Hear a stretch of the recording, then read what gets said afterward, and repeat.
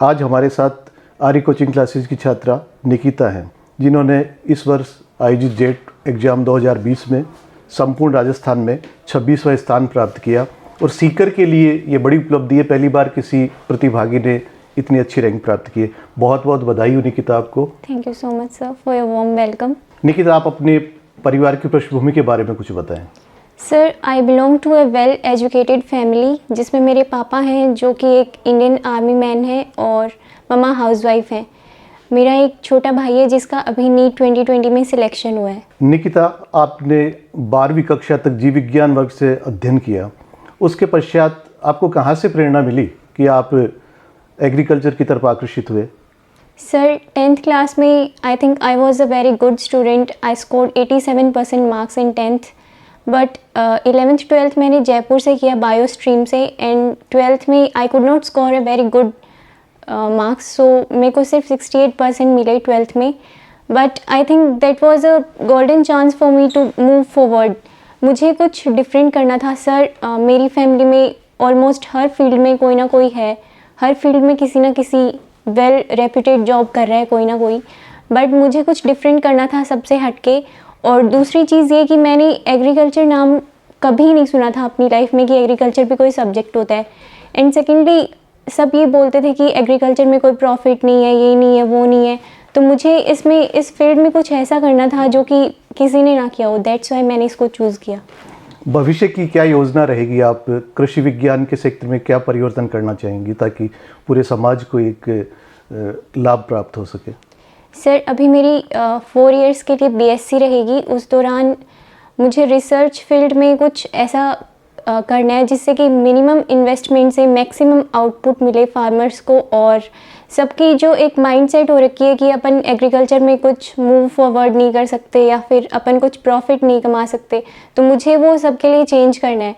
और उसके बाद में सर, अगर मैं इस फील्ड में कुछ बहुत अच्छा कर पाती हूँ तो इस सिस्टम को सही तरीके से रन अप करने के लिए और उसके लिए मुझे यूपीएससी में जाना है, क्योंकि अपन देखते हैं कि फैसिलिटीज़ और अपॉर्चुनिटीज़ हर जगह होती हैं, बट कहीं भी मतलब ऐसा कोई सिस्टम नहीं होता जिससे कि अपन इसको अच्छे से चला सकें या फिर उस सिस्टम को रन कर सकें। तो मुझे एग्रीकल्चर सेक्टर में अच्छे से सिस्टम को रन करने के लिए यूपीएससी ज्वाइन करना है। निकिता, आप क्या संदेश देना चाहेंगे उन छात्रों को जो जेट की तैयारी कर रहे हैं कि किस तरह से रणनीति निर्धारित करें कि निश्चित रूप से आपको अच्छी सफलता प्राप्त हो?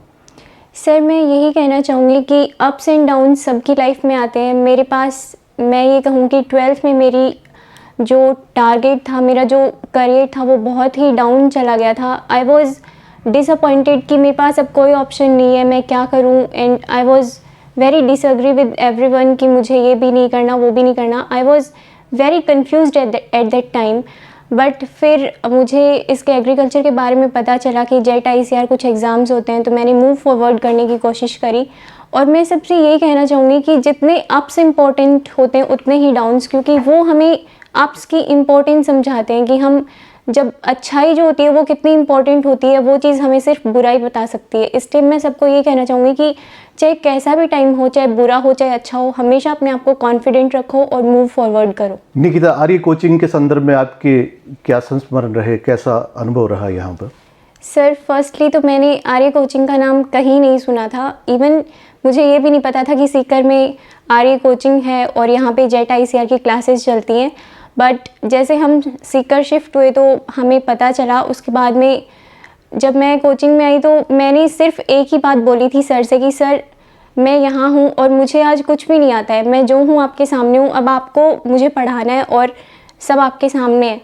तो सर ने मुझे जब फर्स्ट टेस्ट हुआ हमारा तो उसके बाद में यही कहा था कि you can do very well, just confident रहो और आगे बढ़ो। तो मैंने जो वर्कशीट्स, जो टीचर्स हमें टेस्ट सीरीज़ वगैरह कुछ भी देते थे, मैंने उनको प्रॉपर्ली फॉलो किया। और सर, मैं 2 चीज़ मानती हूँ कि एक तो कंसंट्रेशन और दूसरा रिवीजन आपका बहुत अच्छा होना चाहिए, क्योंकि आप क्लास में कंसंट्रेट होकर पढ़ते हो और घर जाके उसका रिवीजन करते हो तो दैट्स एनफ। उसके अलावा और कुछ करने की ज़रूरत नहीं होती। तो जो भी टीचर्स हमारे टेस्ट ऑर्गेनाइज़ करते थे और दूसरी चीज़ हमारी क्लासेस सेपरेट होती थी हिंदी एंड इंग्लिश मीडियम की, और वेल ऑर्गेनाइज्ड क्लासरूम्स होते थे, तो उससे मुझे काफ़ी हेल्प मिली। और भूपेंद्र जी सर जो कि हमारे एग्रीकल्चर के टीचर थे, उन्होंने हमेशा काफ़ी सपोर्ट किया। सर मैं केमिस्ट्री में बहुत वीक स्टूडेंट थी, बट संदीप जी सर हैं, उन्होंने मुझे एक्स्ट्रा मेहनत करवाई। बस ये था कि वो जो बोलते थे मैं उसको प्रॉपरली ऑनेस्टली फॉलो करने की कोशिश करती थी, और उसके मुकाम पे आज मैं यहाँ पे हूँ। बहुत बहुत धन्यवाद निकिता। ईश्वर से कामना करते हैं आपको एक नई ऊंचाई मिले, आप अपने लक्ष्य के ऊपर बहुत अडिग और दृढ़ता के साथ स्थापित हो। थैंक्स।